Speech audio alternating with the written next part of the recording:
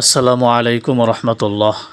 যাদের ডায়াবেটিক্স রোগ আছে, বিভিন্ন রকম ঔষধ খেয়েও নিয়ন্ত্রণে আসছে না, তারা ইচ্ছা করলে পবিত্র কোরআনের বনী ইসরাইলের ৮০ নং আয়াতটি আমল করতে পারেন।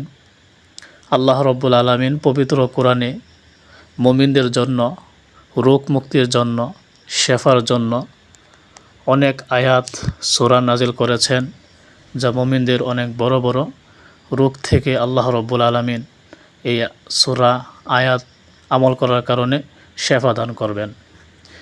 এই আয়াতটি প্রতিদিন ৪১ বার করে পড়বেন বিশ্বাসের সাথে, ইয়াকিনের সাথে। ইনশাআল্লাহ আপনি অবশ্যই ভালো ফল পাইবেন। আল্লাহ রব্বুল আলামিন যদি চান তাহলে আপনার এই ডায়াবেটিক্স রোগটি নির্মূল হয়ে যাবে ইনশাআল্লাহ। আয়াতটি হচ্ছে, রব্বি আদখিলনি মুদখালা সিদকি ওয়া আখরিজনি মুখরাজা সিদকি ওয়াজআলনি মিন লাদুনকা সুলতানান নাসিরা।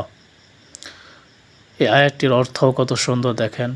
হে আমার প্রতিপালক, আমাকে উত্তম রূপে প্রবেশ করাও এবং উত্তম রূপে বের করো এবং তোমার নিকট থেকে আমাকে সাহায্যকারী শক্তি দান করো।